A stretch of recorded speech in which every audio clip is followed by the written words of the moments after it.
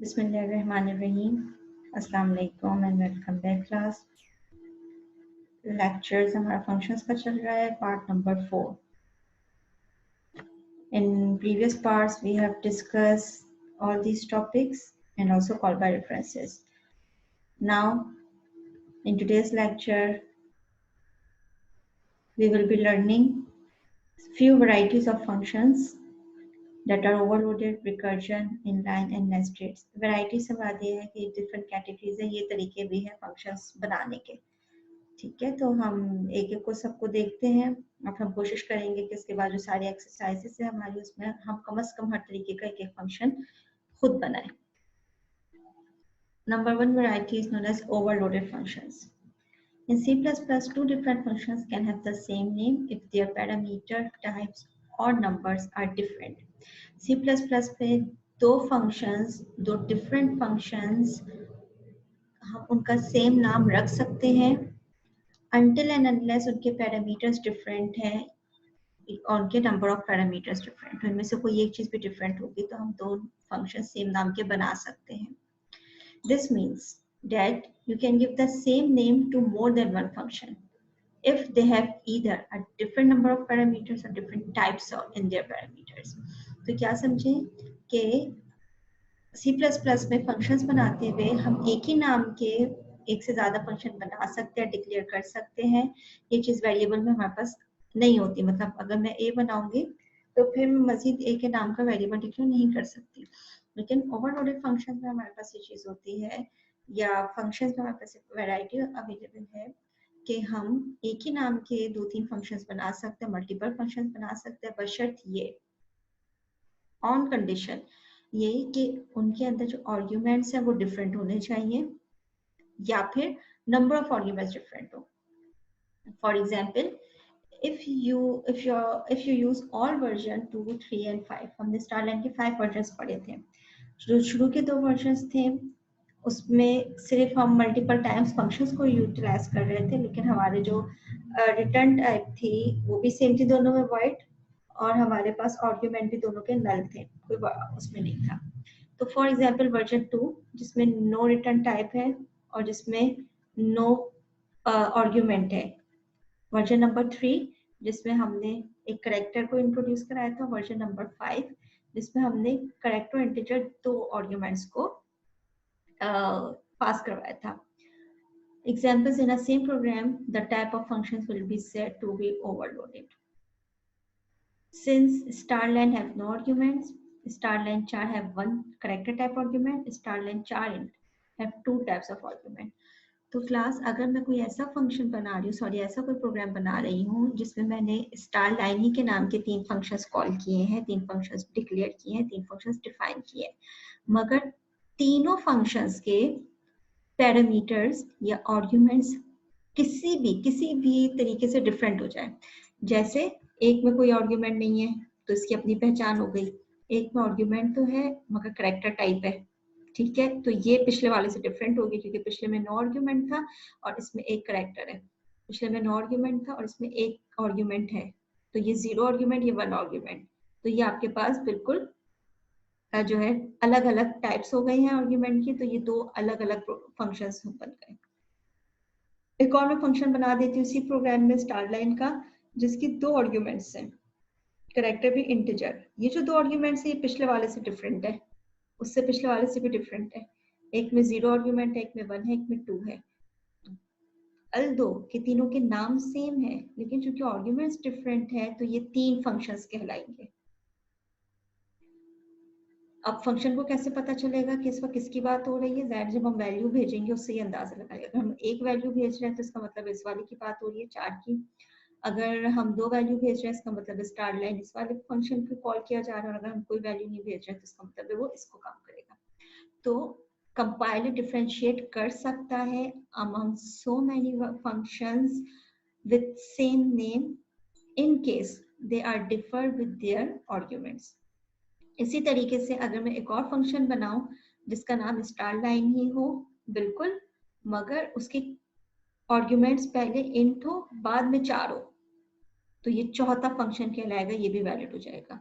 नाम सेम है लेकिन अब डिफरेंस क्या हो गया कि है तो दोनों में दो दो आर्ग्यूमेंट, चार इंट में भी दो आर्ग्यूमेंट्स है, और अगर मैं एक और फंक्शन बना रही हूँ इंट चार के नाम से, उसमें भी दो आर्ग्यूमेंट्स है, मगर ऑर्डर मैटर्स, एक में चार पहले है, दूसरे में इंट पहले, बाद में पहले है, तो ऑर्डर भी मैटर करता है, तो ये दो नए पैरामीटर्स कहलाएंगे। लेकिन अगर मैं दोनों फंक्शन चार इंट के नाम से बना देती हूँ और नाम भी सेम रख देती हूँ, तो वो उसको फिर एक फंक्शन लेकर और कहेगा ये आपने ऑलरेडी डिक्लेयर कर लिया है, तो दोबारा डिक्लेयर नहीं कराएगा। तो हम ये समझे क्लास के जो ओवरलोडेड फंक्शंस होते हैं वो फंक्शंस होते हैं that have same names but they are differ in their number of parameters either or in their types. These all have same thing but still they are counted as three different functions since their arguments are different.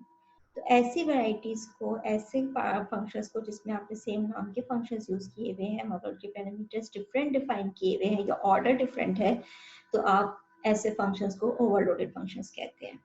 Note that a function can not be overloaded only by its return type. सिर्फ return type change करने से function overloaded नहीं कहलाएगा। For example, मैंने void star line बनाया with no arguments, एक और function मैंने बनाया int star line no argument, तो चूंकि स्टार लाइन दोनों का नाम सेम है, दोनों का आर्ग्यूमेंट भी सेम है, नो आर्ग्यूमेंट है, लेकिन एक void है दूसरा int है, तो चूंकि रिटर्न टाइप चेंज कर दिया मैंने, इसको हम ओवरलोडेड नहीं कहेंगे। At least one of its parameter must have a different type. आप रिटर्न टाइप बेशक चेंज कर दें, वो ओवरलोडेड नहीं कहलाएगा, कम से कम एक पैरामीटर या एक आर्ग्यूमेंट भी चेंज होना चाहिए। तो ओवरलोडेड फंक्शंस का आपको ये ख्याल रखना होगा। सेकंड टाइप है class recursive functions. Recursivity is the property that function have to be called by themselves. Recursivity क्या होता है? ऐसी प्रॉपर्टी जिससे फंक्शन अपने ही आपको खुद कॉल कर रहे हैं। Sounds complicated. एक फंक्शन अपने ही आपको कॉल कर रहा है। It is useful for many tasks. बहुत सारे टास्क के लिए यूजफुल है, like sorting और calculate the factorial of numbers. Factorial calculate करने के लिए बेस्ट तरीका है, क्योंकि n नेक्स्ट टाइम n-1 से होगा, फिर n-1 मजीद n-1 से होगा, फिर मजीद -1 से होगा, मजीद -1 से होगा, यहाँ तक के नंबर जो है मल्टीप्लाई होते होते 1 पे पहुंच जाए। तो इस टाइप का काम जो कि हमें बार-बार -1 से करवाना है, तो रिकर्सिविटी की प्रॉपर्टी हम यूज कर सकते हैं। रिकर्सिविटी क्या कहते हैं? एक प्रोग्राम आपके पास यहाँ पे बना हुआ है, मेन फंक्शन पहले चलेगा, मेन आया, इसने नंबर लॉन्ग डेटा टाइप का नंबर वेरिएबल डिक्लेयर किया, please type a number, user ने कोई नंबर दिया जो कि नंबर वेरिएबल में जाके सेव हो गया। प्रिंट किया नंबर, ठीक है, जो भी नंबर है उसका फैक्टोरियल सम प्रिंट किया हमने, कि फैक्टोरियल के सैंपल बना दिए, जैसे नंबर 6 आया तो 6 के बाद फैक्टोरियल 6 फैक्टोरियल इक्वल्स टू, और ये फंक्शन कॉल कर लिया हमने फैक्टोरियल नंबर के नाम से। फैक्टोरियल नंबर के नाम से हमने ये फंक्शन कॉल कर लिया है। Let me share screen again please. तो अब हमारे पास इसमें क्या होगा क्लास के जैसे फंक्शन कॉल हुआ ये फंक्शन पे चलेगा, फैक्टोरियल नंबर जो है वो यहाँ पे लॉन्ग के ए के वेरिएबल में आके बैठ गया। ए का वेरिएबल जो है वो कह रहा है कि ग्रेटर देन 1 है, तो रिटर्न करते ए मल्टीप्लाई बाय फैक्टोरियल ए -1। क्या समझे कि ए जो वैल्यूज में आई है 6, उसको मल्टीप्लाई कर दो फैक्टोरियल 6 - 1 5 से। फैक्टोरियल का फंक्शन दोबारा चला और a मल्टीप्लाई हो जाएगा 5 से। 5 मल्टीप्लाई बाय फैक्टोरियल a -1, क्योंकि इसके अंदर ये फंक्शन मौजूद है। फिर ये दोबारा इसको कॉल करेगा 4 3 2 1, कब तक? जब तक ग्रेटर देन 1 है। 1 पे जैसे ही पहुंचेगा अब ये कर देगा रिटर्न 1। रिटर्न 1 यानी कि कोई भी वैल्यू उसने रिटर्न कर दी, वो रिटर्न आके यहाँ पे आया, तो वो वैल्यू जो भी थी वो पूरी की पूरी वैल्यू रिटर्न होके यहाँ पर आ जाएगी, क्योंकि पूरा रिटर्न कर रहा है हमारे पास। ठीक है, अगर 1 से बड़ी है तो ये चलता जाए, और अगर कोई भी वैल्यू 1 से छोटी दी है तो 1 रिटर्न हो जाएगा। तो जब तक वैल्यू 1 से बड़ा था ये चलता गया, एक सॉर्ट ऑफ लूप बन गया, क्योंकि फैक्टोरियल के अंदर पहले 6 से मल्टीप्लाई हो रहा था, जैसे यहाँ पे हमने 6 मांगा हुआ है, 6 मल्टीप्लाई बाय फैक्टोरियल a -1, जब दोबारा कैलकुलेट हो गया तो इसके अंदर बनेगा 5 मल्टीप्लाई बाय, ये मैं कैसे समझाऊं आपको, वेट, तो ये बनेगा हमारे पास 6 मल्टीप्लाई बाय, फिर एक और ब्रैकेट खुल जाएगी, फैक्टोरियल a -1 कैलकुलेट कॉल किया है। a -1 का मतलब है 6 - 1 5 हो गया, ये वापस इसने अपने ही प्रोग्राम को कॉल किया है और ये कह रहे हैं कि अब a 5 हो चुका है, क्या 5 1 से बड़ा है, अंदर जाओ 5, ये वाला a अब 5 हो चुका है, मल्टीप्लाई बाय, फिर फैक्टोरियल ने दोबारा कॉल किया।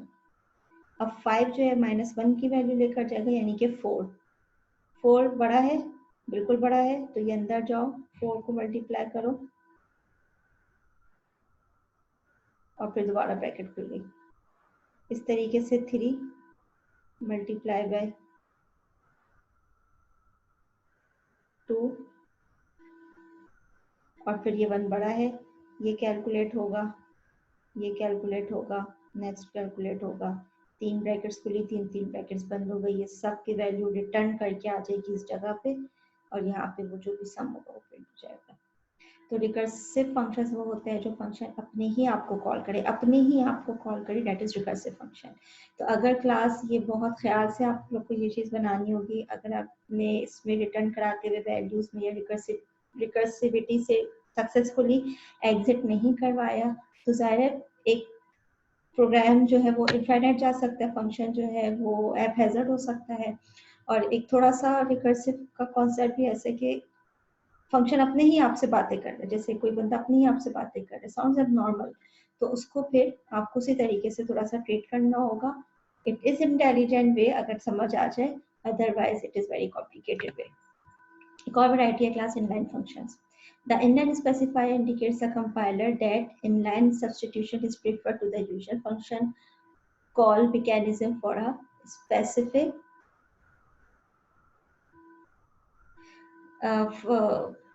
the useful function call mechanism for a specific function. Inline specifier ये जो है आपके पास फंक्शंस में सब्स्टिट्यूटर के तौर पे काम करते हैं, आपने फंक्शन बनाया हुआ है, फंक्शन कॉल करने का मतलब है वो फंक्शन मेन को छोड़ के बाहर चला जाता है, अपने जिस फंक्शन को कॉल किया उसको काम करके फिर वापस आता है। इनलाइन फंक्शन के काम करने का तरीका ये होता है कि जब प्रोग्राम कंपाइल हो रहा होता है तो इनलाइन फंक्शन, अगर आपने इनलाइन रिजर्व वर्ड यूज किया अपने फंक्शन से पहले, तो फंक्शन जब कॉल हो रहा होता है तो वो उस एक्सटर्नल फंक्शन को, यूजर डिफाइंड फंक्शन को मेन ही का पार्ट बना देता है। This does not change the behavior of a function itself, but is used to suggest the compiler that the code generated by the function body is inserted at each point the function is called. The format for declaration is, जो भी आप declare कर रहे होंगे वही सारा तरीका, return type, name, उसके साथ आर्ग्यूमेंट्स, उसके बाद ब्रैकेट्स में जो भी आपको इंस्ट्रक्शंस देनी है प्रोग्राम की वो। फॉर्मेट में जो एडिशनल चीज हो जाएगी वो ये इनलाइन वर्ड हो जाएगा। आप प्रीफिक्स जिसको कहते हैं स्टार्ट में एक वर्ड ऐड करेंगे इनलाइन, उसके बाद return type, name and whatever. Inline function का क्या फायदा होता है, इनलाइन फंक्शन जो है वो एग्जीक्यूशन टाइम सेव कर देते हैं, क्योंकि हर दफा एग्जीक्यूशन में अगर आपने कोई ऐसा प्रोग्राम बनाया जो 2-3 लाइन का है फंक्शन, तो वो 2-3 लाइन करने के लिए बार बार स्टैक में वैल्यू डालेगा, स्टैक से वैल्यू निकालेगा। स्टैक एक स्पेस होती है जब फंक्शन ट्रांसफर करता है अपना flow from one program to another, तो स्टैक अपने पास वो एड्रेस रखकर बैठा रहता है कि जब वो वापस आएगा प्रोग्राम तो किस एड्रेस से उसने प्रोग्राम को कंटिन्यू करना है। फर्स्ट इन लास्ट आउट पे ही काम कर रहा होता है, जो सबसे पहले इंटर होता है वो सबसे लास्ट में बाहर आता है, या लास्ट इन फर्स्ट आउट, जो सबसे लास्ट में इंटर होता है वो सबसे पहले बाहर आता है। लीफो टेक्निक कहते हैं इसको, last in first out. Execution time कैसे सेव हो रही है कि अगर फॉर एग्जांपल मैं इनलाइन यूज नहीं कर रही हूँ, जो अभी तक हमने ट्रेडिशनल मेथड यूज किया हम उसी को अगर पढ़ रहे हैं, तो अगर मेरा function for example square calculate करे तो वो फंक्शन तो मेरा 2 लाइन का है, रिटर्न किया num multiply by num, square calculate होकर वापस आ गया। अब मैं फंक्शन में 50 दफा मैंने ये काम किया हुआ है कि स्क्वायर को कैलकुलेट कराया हुआ है, अगर मैं उस स्क्वायर फंक्शन को कॉल जहाँ पे मैंने किया डिक्लेयर, उससे पहले इनलाइन नहीं लगाऊंगी तो वो 50 दफा उस जगह पर जाएगा, वो फंक्शन चलाएगा, और जब इतना दूर जाएगा तो 1 लाइन का फंक्शन चला के वापस आएगा, तो एग्जीक्यूशन टाइम बढ़ रहा है। इनलाइन फंक्शन यूज करने से ही फायदा ये हो जाएगा, इनलाइन वर्ड अगर मैं लगा दूंगी तो प्रोग्राम जब कंपाइल हो रहा होगा तो 1 लाइन का प्रोग्राम चूंकि चलाना है इतना दूर जाके, तो वो क्या करेगा, उस 1 लाइन के प्रोग्राम को अपने मेन में पार्ट बना देगा, जहाँ जहाँ फंक्शन कॉल हुए वहां पे वो उस फंक्शन का जो 1 लाइन का कोड है वो उसको डाल देगा। अब जब वो प्रोग्राम को एग्जीक्यूट करेगा तो वो बार बार अपने स्टैक छोड़ के एग्जीक्यूट करने नहीं जा रहे, बल्कि चूंकि प्रोग्राम के अंदर ही उसने उसको पार्ट बना दिया तो एक ही प्रोग्राम में चल रहा होता है।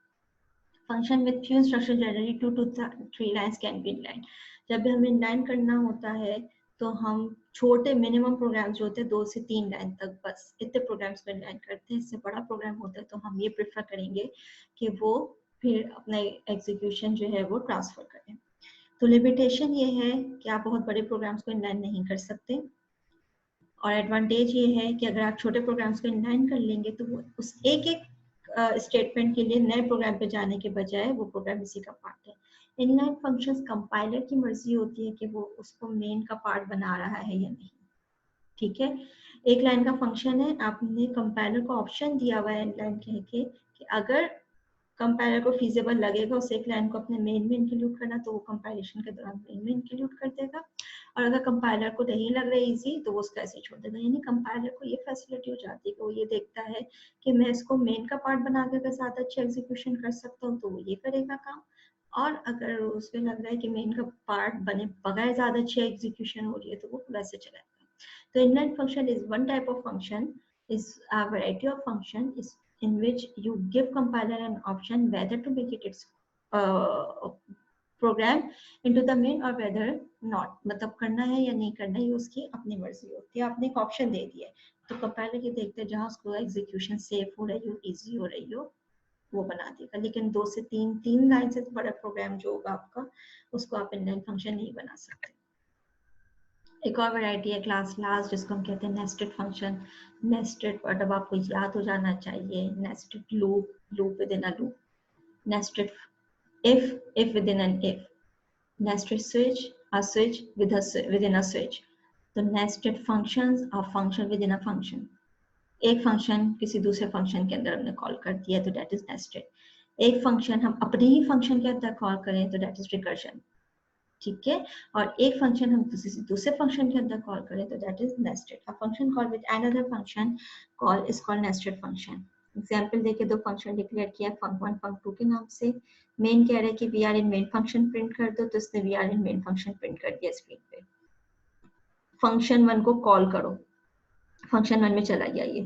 फंक्शन 1 ये कह रहा है कि प्रिंट करो वी आर इन फंक्शन 1, इसने प्रिंट कर दिया वहीं बैठे बैठे वी आर इन फंक्शन 1। फिर ये कह रहा है फंक्शन 2 को कॉल करो, यानी फंक्शन मेन फंक्शन अभी होल्ड पे है, फंक्शन 1 पे चला गया, फंक्शन 1 को होल्ड पे डाल के फंक्शन 2 पे चला गया। फंक्शन 2 ये कह रहा है कि वी आर इन फंक्शन 2, तो फंक्शन 2 ने we are in function 2 print कर दिया। अब जब ये रिटर्न होगा तो जहां से छोड़ के आए वहीं पे जाएगा कर्सर। ठीक है, this is how stack is useful. Stack का काम यहाँ पे आता है। स्टैक अभी मैं समझा देती हूँ हल्का फुल्का सा। ठीक है, बहरहाल अभी हम आगे बढ़ते हैं। तो क्या मैं समझा रही थी कि मेन फंक्शन में अभी ये काम कर रहा था कि फंक्शन 1 कॉल हो गया, फंक्शन 1 में चला गया। फंक्शन 1 में अभी ये काम कर रहा था कि फंक्शन 2 कॉल हो गया, तो पीछे दो फंक्शंस मेन और फंक्शन 1 होल्ड पे पड़े हुए, ये फंक्शन 2 पे चला गया। फंक्शन 2 ने कहा कि ये मैसेज प्रिंट करो, फिर ये ब्रैकेट है यानी इसका काम खत्म हो गया, तो ये वापस लास्ट जो छोड़ा हुआ है पहले उसके पास आएगा, तो लास्ट इसने फंक्शन 1 छोड़ा हुआ था। फिर ये फंक्शन 1 पे आएगा वापस, तो फंक्शन 1 का नेक्स्ट लाइन कह रही है कि बैक टू फंक्शन 1 प्रिंट कर दो, उसने बैक टू फंक्शन 1 प्रिंट किया, फिर ये फंक्शन 1 में वापस आया, हमने एक मैसेज प्रिंट कर दिया। जब ये वाला फंक्शन खत्म होगा तो इसके बाद जो एड्रेस बचा हुआ है वो फंक्शन 1 यहाँ से स्टार्ट हुआ था, तो इसके next line back to main वाला मैसेज प्रिंट हो जाएगा। सिस्टम पॉज का काम ये है कि वो जो आप बिल्ड कर रहे होते हैं और उसके बाद विदाउट डीबगिंग कर रहे होते हैं, तो अगर आप विद डीबगिंग कर दें तो वो बिल्ड भी खुद ही कर लेता है, डीबग भी कर लेता है, रन भी कर लेता है, रन करके स्क्रीन को खत्म भी कर देता है कंसोल को। तो सिस्टम पॉज ये काम कर रहा होता है कि वो स्क्रीन को रोक के बैठा रहता है, क्योंकि बिल्ट इन फंक्शन है जैसे कि हमें पता है, और इसका काम है सिस्टम को पॉज करना। तो प्रेस एनी की टू कंटिन्यू के बाद सिस्टम को काम करेगा। स्टैक की जो मैं बात कर रही थी क्लास, स्टैक का काम ये होता है कि स्टैक थ्योरेटिकली समझा देती हूँ। स्टैक एक मेमोरी में ये एक पोर्शन होता है, स्टैक मेमोरी कहते हैं उसको। स्टैक का काम ये होता है कि वो एड्रेसेस को सेव करके रख रहा होता है, डिफरेंट वैल्यूज भी सेव कर रहा होता है, लेकिन इस वक्त मैं फंक्शन के कॉन्सेप्ट से समझा रही हूँ। तो स्टैक का काम ये होता है कि वो एड्रेसेस को सेव कर रहा होता है। अब रैम में जा रहे ये पूरा का पूरा प्रोग्राम कहीं ना कहीं बिल्ड हुआ है। मेन ये वाला जो 5 लाइन है ये कहीं पे बिल्ड हुई हुई है। फंक्शन 1 की जो 3 लाइन है रैम में किसी और जगह पे बिल्ड हुई थी है। फंक्शन 2 की जो लाइन है किसी और एड्रेस पे बिल्ड हुई है। तो जिस एड्रेस पे ये वाली स्टेटमेंट रखी हुई है वो रैम का कोई एड्रेस है, उसके नेक्स्ट एड्रेस पे फंक्शन 1 वाली ये स्टेटमेंट रखी हुई होगी, उसके नेक्स्ट एड्रेस पे, उसके नेक्स्ट एड्रेस पे, फिर फंक्शन 1 जहाँ पे जाके बिल्ड हुआ है उसके ये 3 कंसेक्यूटिव एड्रेसेस होंगे, फंक्शन 2 रैम में कहीं और जाके बिल्ड हुआ है ये उसका होगा। अब क्या होगा, जब मेन फंक्शन चल रहा है तो जाहिर है सारा काम 1010 एड्रेसेस पे हो रहा है, इस कोड तो हमारे लिए है। तो जब ये चलेगा प्रोग्राम तो फंक्शन 1 जब कॉल आएगा तो फंक्शन 1 जिस एड्रेस पे है ये एड्रेस स्टैक में डालेगा, और जो फंक्शन स्टैक पे डाला और स्टैक पे डालने के बाद अब वो इस फंक्शन पर इस स्टेटमेंट में आ गया, तो ये कहीं और एड्रेस रखा है, इस एड्रेस पे काम करना शुरू कर देगा। इस एड्रेस पे इसने काम किया, इस एड्रेस के बाद दोबारा फंक्शन कॉल आई है, तो इस वाले फंक्शन का जो एड्रेस बना है इसको उसी स्टैक के ऊपर डाल देगा, पहले इसने ये डाला हुआ था उसी के ऊपर ये डाल देगा, फिर ये वहां पे काम छोड़ के नए काम पे आ जाएगा। जब ये नया काम कंप्लीट कर लेगा तो जाहिर है इसको पिछले ही एड्रेस से रिज्यूम करना है, तो वो स्टैक पे जाएगा, स्टैक पे जो सबसे ऊपर वैल्यू रखी हुई होती है, लास्ट इन जो हुई होती है वो फर्स्ट आउट होती है, तो जैसे लास्ट इन होगी जो सबसे आखिर में वैल्यू इन हुई होगी वो वाला एड्रेस उठाएगा, वो वाला एड्रेस उसको इस लोकेशन पे वापस ले आएगा। ये प्रोग्राम चला। अब चूंकि ये वाली वैल्यू वो उठा चुका है तो अब लास्ट इन जो एड्रेस रखा हुआ है वो ये वाला रखा हुआ है, अब ये फर्स्ट हो जाएगा। तो काम क्या होगा स्टैक का कि जब एग्जीक्यूशन बीच में छोड़ के वो कहीं और जा रहा होता है तो वो उस एड्रेसेस को सेव करता हुआ जाता है स्टैक में, तो जब वो वापस अपनी ओरिजिनल लोकेशन को ढूंढता है कि वो कहाँ पे है तो वो स्टैक से लास्ट वाला जो एड्रेस है वो उठा लेता है, उस एड्रेस को उठा, उसको पता चल गया कि आखिरी काम मैं यहाँ छोड़ के गया था। वो काम करने के बाद जब ये दोबारा रिटर्न हुआ तो ये रिटर्न का मतलब ये है स्टैक में जो आखिरी वैल्यू अब पड़ी हुई है वो वाली उठा लो, तो वो आखिरी वैल्यू जब उठाए तो वो उसका पिछला वाला एड्रेस था, उस एड्रेस पे गया, वहां पे उसने कंटिन्यू कर लिया।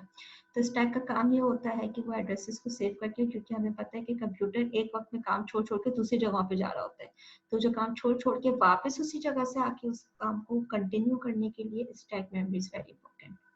स्टैक के पास पता है कि कहाँ कहाँ पे वो छोड़ के कौन कौन से एड्रेसेस को वो सेव कराते हुए गया है, तो वो जब वापस आता है तो स्टैक उसको लेटेस्ट एड्रेसेस दे रहा होता है, वो उसको काम करता हुआ वापस सारे एक वक्त आते हैं कि स्टैक के सारे एड्रेसेस खाली हो जाते हैं, क्योंकि वो हर काम को रिटर्न करके उसको कवर अप कर देते हैं। क्लास से कुछ वैरायटी है प्रोग्राम की, उसके बाद एक्सरसाइजेज है। एक्सरसाइजेज जो है वो मैं प्रॉपरली एक स्लाइड में डिस्कस करूंगी, और नेक्स्ट पार्ट जो है पार्ट नंबर 5 उसमें हम लेक्चर के एक्सरसाइजेस डिस्कस करेंगे जिसको आपको परफॉर्म करना है और सबमिट करवाना होगा। और उसके बाद लैब्स जो है फंक्शंस की 2 लैब्स हैं, और lab number 8 and lab number 9 वो दोनों साथ अपलोड होंगी, दोनों साथ सबमिट होंगी। तो अब नेक्स्ट पार्ट 5 जो है वो लेक्चर का ये एक्सरसाइज रिलेटेड पार्ट है, इसको पार्ट 5 भी देख लीजिएगा, पार्ट 4 में अपने अटेंडेंस लगा दीजिएगा जो कि लाजमी है। And thank you so much class.